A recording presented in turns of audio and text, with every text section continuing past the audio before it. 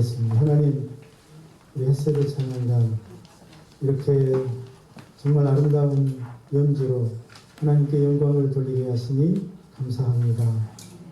준비하고 조율하고 함께했던 그동안의 그분들의 그 마음들, 정성을 주님께서 받아주시고 저들의 가슴 속에 기쁨과 하나님의 은혜가 가득하게 하옵소서. 예수님의 이름으로 기도하옵나이다. 아멘.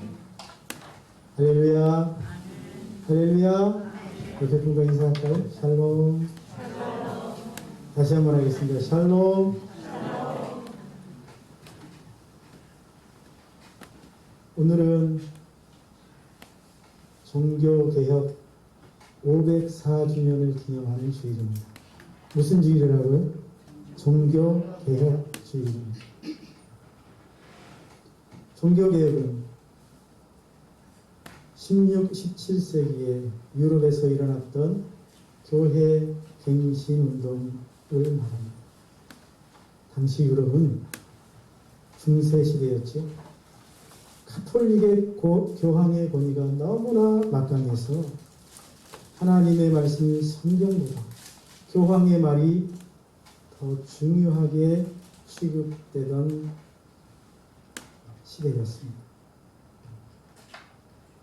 또한 교회가 성도들에게 예수 안에서의 자유와 기쁨과 안식보다는 그 복잡하고 어려운 교회적인 전통, 또 구약의 그 율법들, 그런 것들로 신앙의 무거운 짐을 지우고 힘들게 했던 시대이기도 합니다.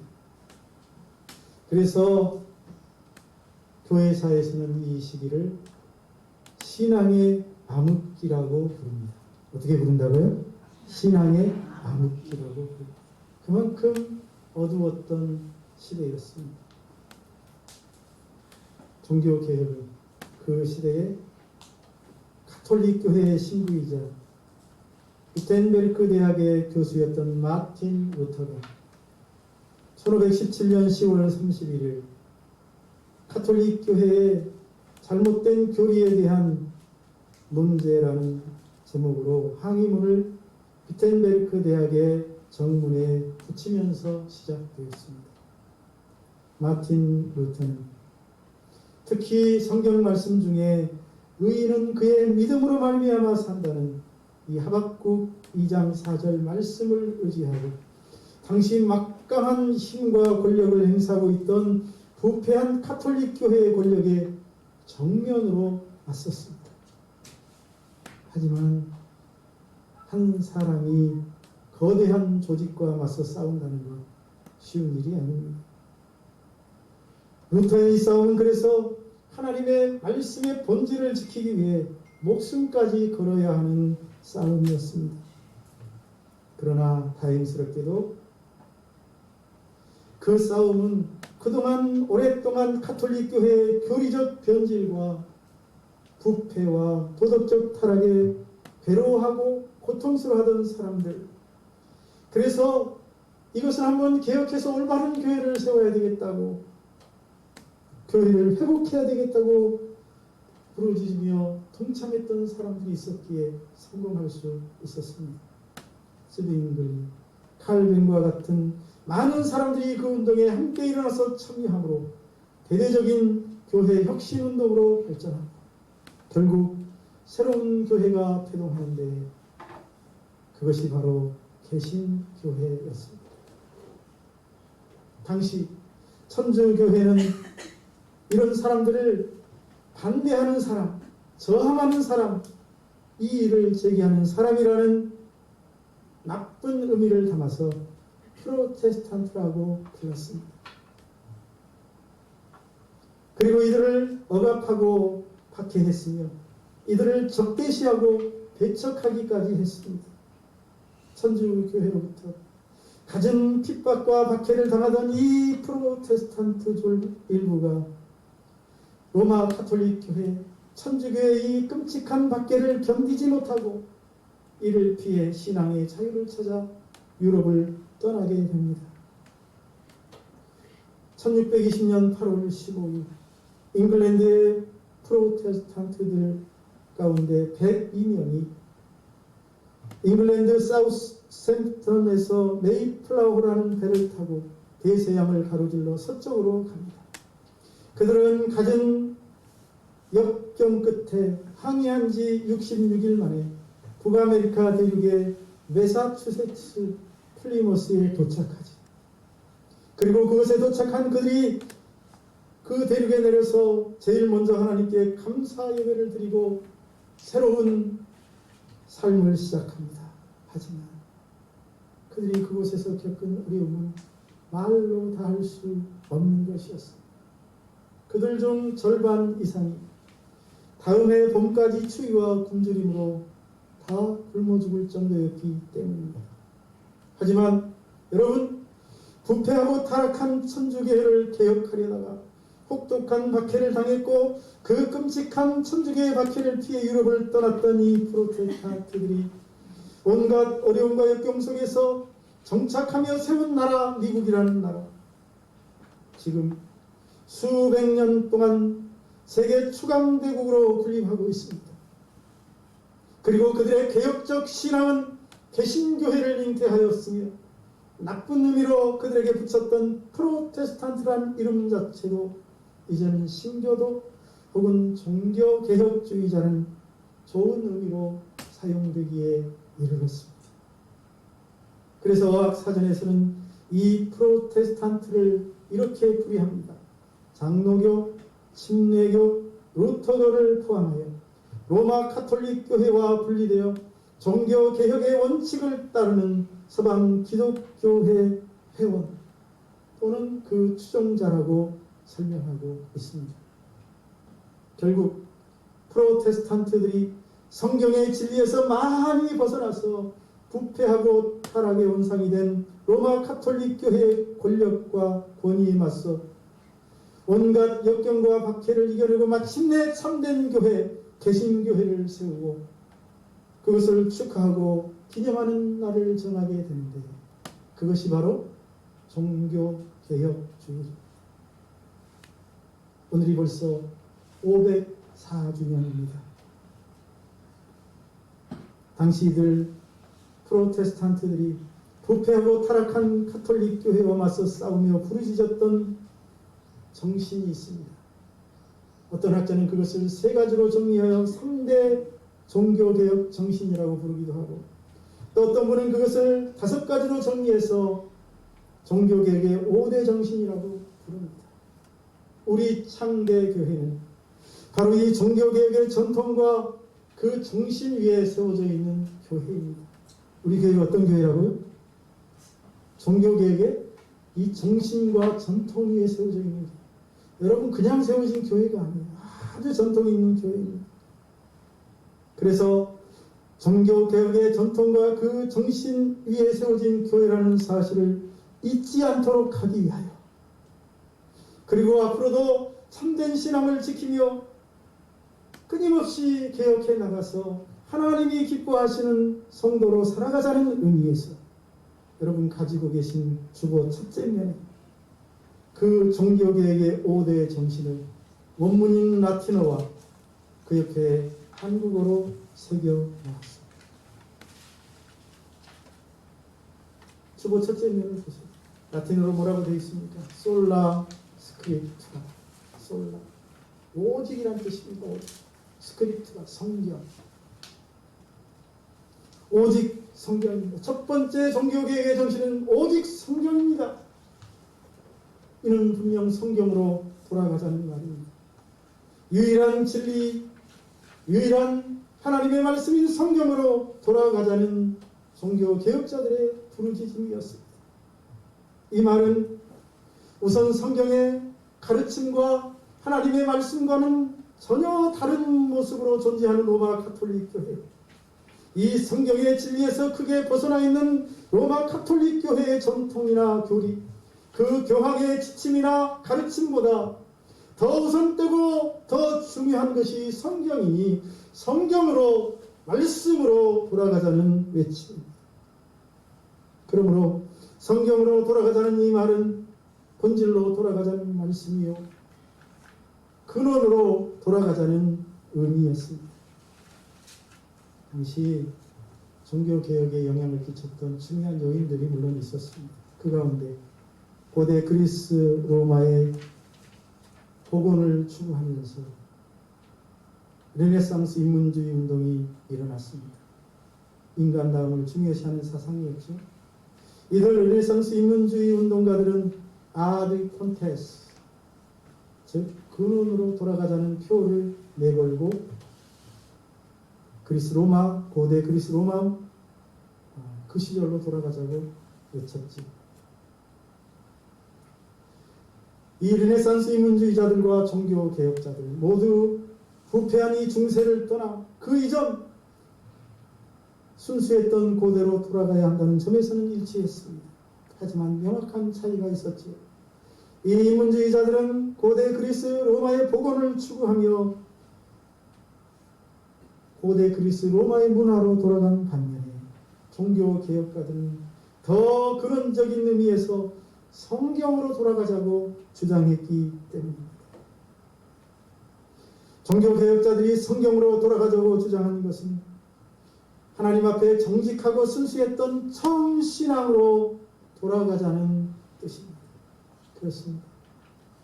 우리의 신앙이 사람들에 의해 왜곡되고 사람들에게 영향을 받아 변질될 때, 우리의 믿음이 세상의 영향을 받아 잘못된 길로 잘못된 모습으로 변하여 갈 때, 우리는 참 믿음을 지키고 순수한 첫 신앙을 회복하기 위해 하나님의 말씀인 성경으로 돌아가야 합니다.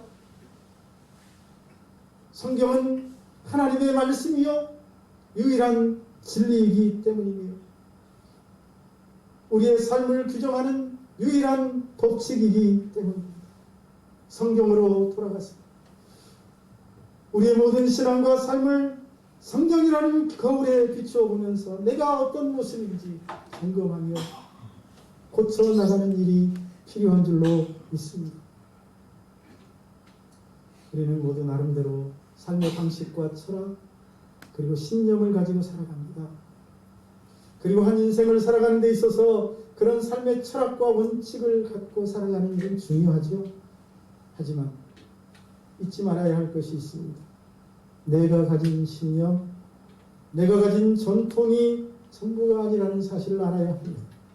내 삶의 방식이 절대적인 것이 아니라는 사실을 알아야 합니다. 절대적인 기준은 하나님이십니다. 절대적인 법칙은 성경이기 때문입니다. 할렐루야. 믿습니까? 그러므로 성경으로 돌아가는 것은 결국 내가 가진 것이 절대적인 것이 아니라는 사실을 인정하고 내가 가진 삶의 방식과 사고방식도 온전한 것이 아니라는 사실을 인정하고 절대적인 기준인 하나님의 말씀에 비추어 고쳐 나가고자 하는 노력이라고 하겠습니다. 절대적인 기준인 하나님의 말씀과 내가 가진 삶의 방식과 가치관이 충돌할 때는 과감하게 바꾸는 것, 성경으로 돌아가서 과감하게 내가 가진 그것들을 고쳐 나가는 것, 그것이 진정한 의미의 개혁이라고 말할 수 있습니다. 개혁은 다른 데 있지 않습니다. 무슨 다른 사람을 개혁하겠다고 말하지 마십시오. 진정한 개혁은 나 자신, 성경으로 돌아가는 것. 그래서 내가 가진 잘못된 것들을 하나님의 말씀에 비추어 고쳐가는 것, 그것이 참된 개혁이기 때문입니다. 저와 여러분이 오늘 이 종교개혁주의를 맞이하여 우리 자신을 절대적인 기준인 하나님의 말씀에 비추어 잘못된 것들을 고칠 수 있는, 개혁해 나갈 수 있는 그런 날이 될 수 있기를 주님의 이름으로 축복합니다. 두 번째로 우리 주보 앞부분에 보면 두 번째 줄에 어떻게 되어 있습니까? 솔루스 크리스투스, 솔루스 크리스투스, 오직 그리스도라는 말입니다. 이는 유일하고 확실한 구원자는 오직 예수님밖에 없으니 예수님께 집중하는 예수 중심의 삶으로 돌아서자는, 예수 중심의 신앙으로 돌아서자는 말입니다. 이는 예수님께 집중하고 예수님에게 초점을 맞추기보다는 로마 교황이나 추기경 혹은 예수의 어머니 마리아나 예수의 제자들이나 또 그 이후의 교부들의 삶이나 그들의 가르침에 더 집중하고 초점을 맞추었던 잘못된 가르침과 교리에서 돌아서자는 말입니다. 그렇습니다. 개혁은 무엇입니까? 다시 예수님께 초점을 맞추는 것입니다. 그것이 개혁인 줄로 믿습니다. 예수님께 집중하는 삶이 진정한 개혁인 줄로 믿습니다. 따라합시다. 예수님께 집중하는 것이 진짜 개혁이다. 왜요? 예수님만이 구세주이시고 예수님만이 메시아이시기 때문입니다. 여러분, 예수의 메시아가 있습니까? 로마 교황이 메시아입니까? 바로 그 말이에요. 그래서 사도행전 4장에서 베드로는 이렇게 말했습니다. 이 예수를 건축자들이 집 모퉁이에 머릿돌이 되게 하셨다. 그러면서 말하기를 다른 이로서는 구원을 받을 수 없나니 천하 사람 중에 구원을 받을 만한 다른 이름을 우리에게 주신 일이 없습니다. 예수께 집중해야지 교황에게 집중하고 예수께 집중해야지 마리아에게 집중하고 이런 잘못된 신앙의 모습에서 돌아서자고 종교개혁자들은 부르짖었습니다. 사도행전 16장 30절에서 바울은 이렇게 말합니다. 주 예수를 믿으라. 그리하면 너와 내 집이 구원을 받으라. 여기에 어디 교황을 믿어라. 그리하면 너와 내 집이 구원을 받는다고 말하고 있습니까? 그런 말이 아닙니다. 당시 중세 로마 교회는 예수보다 교황의 권위가 더 대단했습니다. 그래서 그것을 깨뜨리고 다시 예수께로 돌아가야 한다고, 그래야 산다고, 그것이 개혁이라고 말하고 있는 것입니다. 그렇습니다. 우리가 하나님의 자녀로 선택을 받고 죄 용서함을 받아 천국 영생을 얻은 것, 여러분, 그것이 무엇 때문이었습니까? 예수님 때문인 줄로 믿습니다. 예수 그리스도를 통해서 우리가 하나님의 자녀가 되고 예수 그리스도를 통해서 우리가 천국 영생에 이르게 된 줄로 믿습니다. 그러니 예수께 초점을 맞추고 예수께 집중하는 것이 진정한 개혁일 것입니다. 세 번째로, 우리 주보 세 번째 줄에 뭐라고 되어 있습니까? 솔라 그라티아. 솔라 그라티아. 영어의 그레이스라는 말이 여기서 솔라, 오직 은혜라는 뜻입니다. 여러분, 우리는 오직 하나님의 은혜가 있어야만 살 수 있고 하나님의 은혜를 통해서만 살아갈 수 있다는 말입니다. 그러니 하나님의 은혜를 사모하는 삶을 살자고 종교 개혁자들은 외쳤습니다. 우리가 하나님의 자녀가 되고 천국 영생을 얻은 것이 무엇 때문입니까? 내가 어떤 고행을 했거나 내가 어떤 선한 일을 했기 때문입니까? 그렇지 않습니다. 인간의 어떤 노력이나 교회의 어떤 예전을 통해서 이루어진 것이 아니올시다. 우리가 하나님의 자녀가 된 것은 하나님의 무조건적인 은혜 때문이었습니다. 아무리 예전이 화려하고 거룩해 보이고 아름답게 보여도 예전일 뿐입니다. 그것을 통해서 구원을 얻을 수 없어요. 하나님의 은혜 때문에 우리가 구원을 받은 줄로 믿습니다. 우리가 죄 용서함을 받고 천국 영생을 얻은 것은 오직 예수 그리스도의 이 십자가의 공로 때문인 줄로 믿습니다. 예수님의 십자가의 공로를 통해, 다시 말하면 하나님의 은혜를 통해 우리가 천국 영생을 얻게 된 줄로 믿습니다. 물론 우리가 이 세상을 살아가는 데 있어서 인간의 노력도 중요합니다. 그렇죠? 기독교의 전통이나 예전도 필요합니다. 하지만 인간의 노력이나 예전이 다가 아닙니다. 인간은 하나님의 은혜가 있어야만 살아갈 수 있는 존재이기 때문입니다. 하나님께로부터 왔기 때문이지요. 인간은 하나님의 은혜가 없으면 존재할 수 없는, 살아갈 수 없는 존재입니다.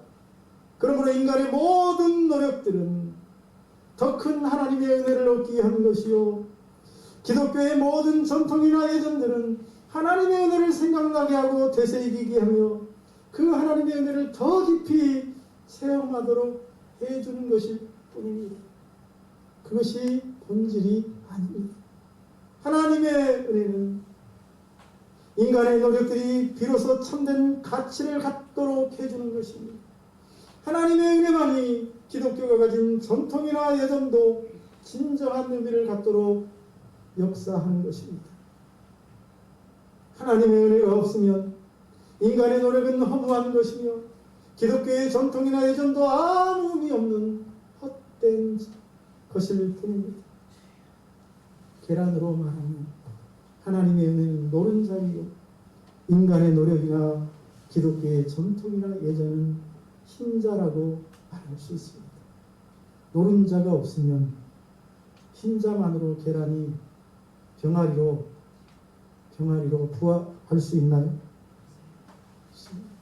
하나님의 은혜가 있어야, 하나님의 은혜가 있어야 저와 여러분이 새로운 생명으로 잉태하게 될 줄로 믿습니다. 중요한 것은 하나님의 은혜라는 사실입니다. 그래서 종교개혁자들은 솔라 그라티아라고 부르짖었던 것입니다. 우리는 하나님의 은혜로 죄 용서함을 받았습니다. 하나님의 은혜로 새 생명을 얻었습니다. 하나님의 은혜로 하나님의 자녀가 되고 천국 영생을 소유한 사람이 되었습니다. 그럼 날마다 이 하나님의 은혜를 잊지 마시고 기억하면서 감사하는 삶을 살아갈 수 있기를 주의 이름으로 축복합니다. 이 하나님의 은혜를 사모하며 살아가는 삶, 그것이 참된 개혁인 줄로 믿습니다. 우리 주보의 이제 앞면의 네 번째 줄에 솔라 피데, 솔라 피데, 믿음이라는 뜻, 페이스라는 말이 여기서 오지 않았습니다. 오직 믿음. 이는 우리가 우리의 모든 죄를 용서받고 하나님의 무서운 심판과 영원한 멸망에서 구원을 받은 것은 하나님이 보내주신 구세주 예수 그리스도의 십자가의 죽음과 부활을, 그것을 믿는 믿음 때문이라고 말하고 있는 것입니다. 다시 말하면, 쉽게 말하면 예수를 믿으면 구원을 받고 예수를 믿지 않으면 구원을 받지 못한다는 것이죠. 예수 그리스도를 나의 구주로 영접하는 믿음, 예수 그리스도의 십자가의 죽음과 부활을 내 죄를 대속하기 위한 것이었다고 받아들이고 인정하는 이 믿음을 통해서 우리는 구원을 받고 영생을 얻었습니다. 믿습니까? 그렇습니다. 우리는 예수 그리스도의 십자가의 죽음과 부활을 믿음으로 구원을 받고 영생을 얻습니다. 어떻게 구원을 받고 영생을 얻는다고요? 예수 그리스도의 죽음과 부활을 믿습니다. 할렐루야. 종교개혁 당시 로마 카톨릭 교황청 돈을 받고 비싼 값에 속죄권을 팔았습니다. 그 속죄권을 비싼 돈을 주고 산 사람들은 죄 용서함을 받고 천국을 간다고, 영생을 얻는다고 가르쳤습니다. 천주교회가 하나님의 나라인 천국을 돈을 받고 팔면서 장사하는 교회가 되고 만 것입니다. 종교개혁자들이 보기에 성경은 그렇게 말하고 있지 않았거든요. 그들은 의인은 믿음으로 말미암아 살리라, 믿음으로 말미암아 산다고 성경에서 읽었습니다. 주 예수를 믿으라. 그리하면 너와 내 집이 구원을 받는다고 성경이 되어 있거든요. 어떻게 한다고? 주 예수를 믿으라. 그리하면 너와 내 집이. 여러분, 종교개혁자들은 그런 천주교의 왜곡된 상황 속에서 이런 말씀들을 통해 복음을 재발견하고 부패하고 타락한 천주교회와 맞서 싸웠던 것입니다. 그렇습니다. 여러분, 우리가 죄 용서함을 받은 것은 예수 그리스도를 나의 구주로 믿고 예수 그리스도의 십자가와 부활을 믿는 믿음을 통해서인 줄로 믿습니다. 예수 믿지 않으면 천하에 무엇을 믿어도 소용이 없습니다. 예수 믿지 않으면 절대로 죄 문제를 해결할 수 없고 영원한 생명을 얻을 수 없습니다. 교황을 믿어도 안 됩니다.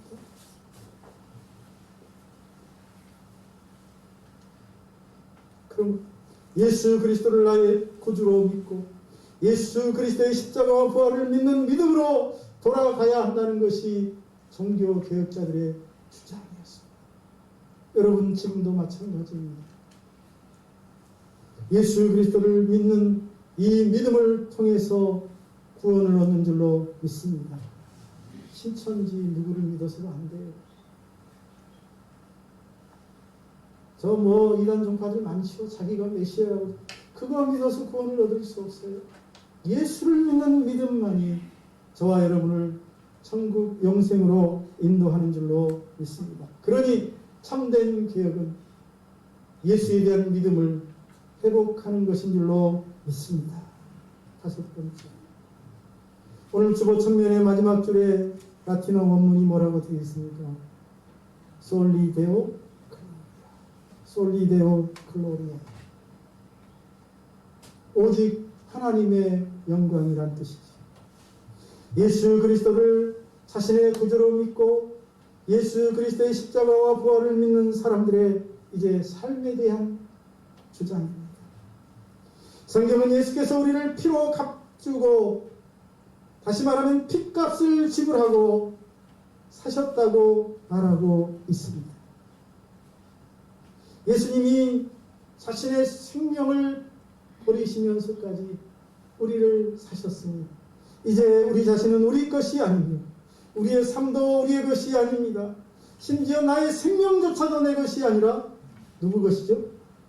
값을 지불하고 사신 하나님의 것이며 예수님의 것인 줄로 믿습니다. 이 말은 값을 지불하고 우리를 사신 예수를 위하여 살아야 한다는 말이요, 하나님을 위하여 살아야 한다는 말입니다. 예수 그리스도를 구주와 주님으로 믿는 사람들은 예수님을 위한 삶을 살아야 하며 그들은 하나님의 영광을 위하여 존재하는 존재가 되었단 말입니다. 그리고 이런 존재에 위해서 성경은 심지어 하나님의 자녀가 된 사람들에게 이렇게 말하고 있습니다. 먹든지 마시든지 무엇을 하든지 다 하나님의 영광을 위하여 하라. 할렐루야. 먹든지 마시든지 무엇을 하든지 무슨 일을 하든지 하나님의 영광을 위해서 하래요. 왜냐하면 내가 내 것이 아닌 하나님의 것이 되었기 때문입니다. 자존심, 체면. 종교개혁자들은 하나님의 자녀가 되었음에도 여전히 자신의 출세와 자신의 행복만을 추구하며 살아가는 삶, 세속적인 꿈과 야망만을 쫓아 살아가는 사람들을 향하여 우리의 삶의 목표가 그런 것이 아니라 하나님의 영광을 위한 것이라고 외쳤던 것입니다. 하나님의 영광을 위한 삶에 초점을 맞추고 하나님의 영광을 위한 삶으로 방향을 전환하자는 외침이었던 것입니다. 그렇습니다, 여러분. 예수께서 저와 여러분을 십자가에서 피 흘려 죽으심으로 사셨습니다. 이 세상에서 예수님은 가장 비싼 값을 주시고 지불하시고 저와 여러분을 사신 것입니다. 무엇 때문에? 하나님의 영광을 위하여 살라고. 따라합시다. 하나님의 영광을 위하여 살자. 옆에 분에게 이 얘기는요, 이 세상에서 여러분이 해줄 수 있는 가장 복된 얘기, 옆에 분에게 얘기합시다. 하나님의 영광을 위해 사세요. 다시 한번. 이 얘기는 여러분이 이 세상에서 들을 수 있는 가장 아름다운 충고예요. 이대로 하면 여러분이 영원토록 복을 받기 때문에 옆에 분에게 얘기합시다. 하나님의 영광을 위해 사세요. 그렇습니다. 하나님의 영광을 위하여 사는 삶, 하나님의 영광을 위하여 사는 인생, 가장 복된 인생인 줄로 믿습니다. 최고의 인생인 줄로 믿습니다. 하나님의 영광을 위하여 사는 삶, 그들의 삶은 이 땅에서 끝나는 것이 아니라 죽음을 넘어 영원한 천국에까지 이어지고, 하나님의 영광을 위하여 살았던 사람들은 하나님 앞에서 놀라운 은혜와 축복을 받게 될 것이기 때문입니다. 그러므로 하나님의 영광을 위한 삶으로 방향을 전환하는 것, 돌아서는 것이 진짜 개혁이 아니겠습니까? 여러분, 지금까지 무엇을 위하여 어디에 초점을 맞추고 살아왔습니까? 분명하게는 이제부터는 하나님의 영광을 위하여 살아갈 수 있기를 축복합니다. 종교개혁주의자는 이렇게 참된 신앙의 회복을 위해 몸부림쳤습니다. 하지만 이런 신앙개혁운동은 훨씬 오래전부터 있었습니다. 오늘 말씀이 그것입니다. 오늘 말씀을 보십시오. 이 말씀은 사사시대를 보여주고 있습니다. 이 시대에 하나님의 크신 은혜로 그들은, 이스라엘 자손들은 가나안 땅을 정복하고 그 땅에 정착했습니다. 그런데 그 땅을 정복하고 정착했던 1세대가 죽자 이스라엘 백성의 2세대들은 하나님을 잊어버리고 급격히 부패하고 타락해 갔으며 빠르게 세속화되어 갔습니다. 그래서 그들에게 무서운 하나님의 진노가 임합니다. 부패하고 타락한 그들을 하나님이 심판하시려고 이제 일어서신 것입니다. 하나님이 무엇 때문에 그들을 심판하시고 그들에게 무서운 진노를 쏟으십니까? 무엇 때문입니까? 삶을 개혁하라. 잘못된 삶을 고치도록 하기 위함인 줄로 믿습니다. 하나님이 원하시는 개혁이 무엇입니까? 종교개혁자들이 부르짖었던 내용들과 다르지 않습니다. 그 시대에도 하나님은 사사들을 세우셔서 그들을 가르치시는데 하나님께로 돌아가자고, 하나님께로 돌아가야 산다고 가르쳤습니다. 구원은 하나님께만 있으니 하나님만 의지해야 한다고, 하나님이 은혜 주시고 하나님이 은총을 주셔야만 우리가 살아갈 수 있다고 가르쳤습니다. 하나님에 대한 믿음을 통해서 위기를 극복하고 하나님에 대한 믿음을 통해서만 승리할 수 있다고 가르쳤습니다. 그리고 우리는 하나님의 영광을 위하여 살아가야 하는 백성이라고 가르쳤던 것입니다. 그런데 이스라엘 백성들이 그 사사들의 말씀에 순종하여 자신의 삶을 개혁해 나갔을 때는 하나님이 진노를 멈추시고 그들에게 다시 은혜를 베푸시고 복을 주셨지만, 그들이 그 사사들의 말에 귀를 막고 삶을 고치지 않고 돌아서지 않을 때는 하나님이 그들에게 더욱 무서운 재앙과 심판을 내리셨습니다. 그러므로